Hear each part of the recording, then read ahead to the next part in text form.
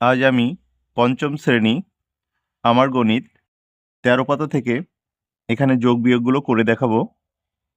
তো অঙ্কগুলো আমি যথারীতি খাতায় দেখিয়ে দেব। ৩ দাগের ক দাগ, এখানে ৩ আর ২ ৫, ৪ আর ৪ ৮, ৬ আর ০ মিলে ৬ আর ৭ আর ২ মিলে ৯, ৯,৬৮৫। এরপর খ দাগ দেখো, এখানে আমি ৭-এর সাথে ৩ যোগ করব, কারণ ৭-এর সাথে ৩ যোগ করলে আমরা একটা রাউন্ড ফিগার পাবো। ৭ আর ৩ ১০, আর ১০-এর সাথে যে কোনো সংখ্যা যোগ করতে কিন্তু অনেক সহজ। তোমরাও কিন্তু এই টেকনিকটা অবলম্বন করতে পারো, তাতে করে তোমাদের যে কোনো হিসাব সহজ হয়ে উঠবে। তাহলে ৭ আর ৩ ১০, ১০ আর ১ ১১, ১১-র ১ হাতে ১। এখন দেখো, দ্বিতীয় লাইনে যোগ করতে গেলে আমরা কি করব? সেই একই কাজ করব। ৯-এর সাথে আমি ২ যোগ না করে ৯-এর সাথে প্রথমে ১ যোগ করে নেব। এটা যোগ করে নেব। তাহলে ৯ আর ১ ১০ হলো, ১০ আর ২ ১২, ১২ আর ১ ১৩, ১৩ ৩ হাতে ১, ৮ আর ১ ৯, ৯ আর ৬, ৯ আর ৬ ১৫-র ৫ হাতে আবার ১, ৪ আর ৪ ৮ আর ১ ৯। আচ্ছা, এর পরের অঙ্কটি দেখো, এখানে দুটো খালি ঘর রয়েছে। প্রত্যেকটা অঙ্ক সবসময় কিন্তু এককের ঘর থেকে শুরু করবে। তো ঠিক আছে, আমরা এখান থেকে শুরু করি। দেখো, ৪ আর ২ ৬ আছে, এ লাইনে আর কোনো কাজ নেই। এখানে ৭ আর ২ ৯ রয়েছে, এ লাইনেও কমপ্লিট। এখানে ৫ রয়েছে, আর আমাদের যোগফলে লাইনে এখানে ৬ রয়েছে। তাহলে ৫কে ৬ করতে হলে কি দরকার? ১ দরকার, বসিয়ে দিলাম। তাহলে এ লাইনও কমপ্লিট হয়ে গেল, আমাদের হাতে কিছু থাকলো না। এখানে ৮ রয়েছে, এখানে ৯ রয়েছে। তো ৮কে ৯ করতে হলে আরও একটা ১ দরকার, বসিয়ে দিলাম। এরপর ঘ দাগ দেখো, এখানে ৯ আছে, এখানে ৮ আছে।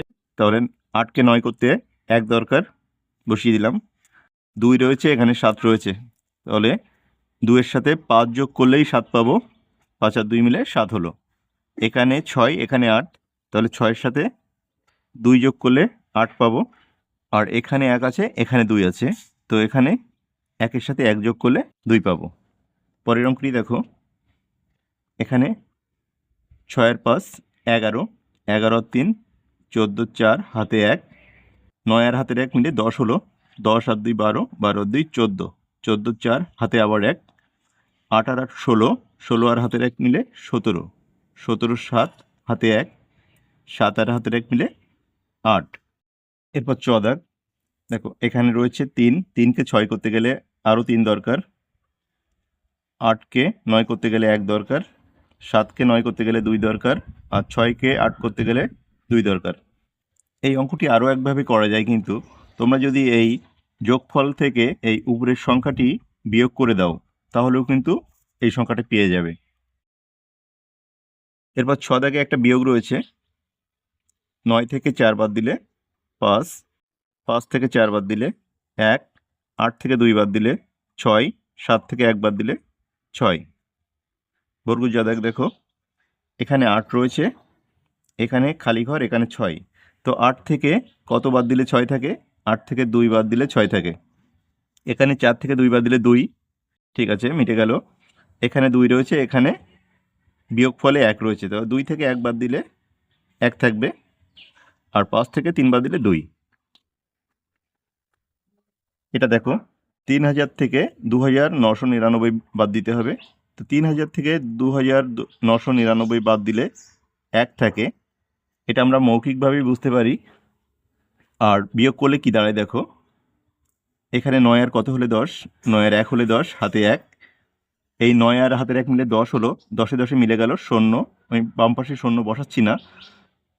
এরপরে আবার হাতে ১, এই ৯ আর ১-এ ১০, ১০-এ ১০-এ মিলে গেল ০, হাতে ১, ২ আর ১-এ ৩, ৩ ৩ মিলে গেল ০। অনেকগুলো ০ বাম পাশে চলে আসবে, আমি আর বসালাম না। বাম পাশে ০ দেখতে ভালো লাগে না, তোমরা এখন 5-এ পড়ো, তাই জন্য এই ০গুলো না বসানোই ভালো। এরপর ইঙে দাগ দেখো, উপরে ছোট সংখ্যা আছে, তার মানে এর সাথে ১০ যোগ করে নিতে হবে। তাহলে এটা হলো ১০ আর ১ ১১, ৯ আর কত হলে ১১? ৯ আর ২ হলে ১১, হাতে ১। তাহলে ১ আর ১-এ ২, ২ ২ মিলে গেল ০। এখানে হচ্ছে ৮ আর কত হলে ১০? ৮ আর ২ হলে ১০, হাতে ১।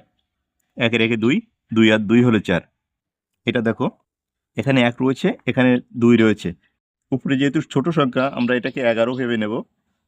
এখন 11 থেকে কত বাদ দিলে 2 থাকে, 9 বাদ দিলে হাতে আমাদের 1 থেকে যাচ্ছে, তাহলে 2 আর সেই 1 মিলে 3, 8 থেকে 3 বাদ দিলে 5 থাকে। এই লাইনটা মিটে গেল। এবার এই লাইনে দেখো এখানে 5 রয়েছে, এখানে 4 রয়েছে, তো 5 থেকে 1 বাদ দিলে 4 থাকবে। আর শেষের অঙ্কটি দেখো, এখানে 3 রয়েছে, এখানে 7, তো একই সমস্যা, উপরে হচ্ছে ছোট সংখ্যা রয়েছে, তার মানে এর সাথে আমরা মনে মনে 10 যোগ করে নেব।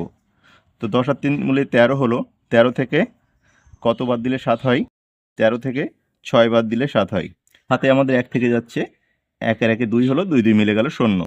এখানে দেখো 1 রয়েছে, এখানে 0 রয়েছে, তো 1 থেকে 1 বাদ দিলেই 0 হয়ে যাবে। আর এখানে 9 রয়েছে, এখানে 2 রয়েছে, তো 9 থেকে 2 বাদ দিলে 7।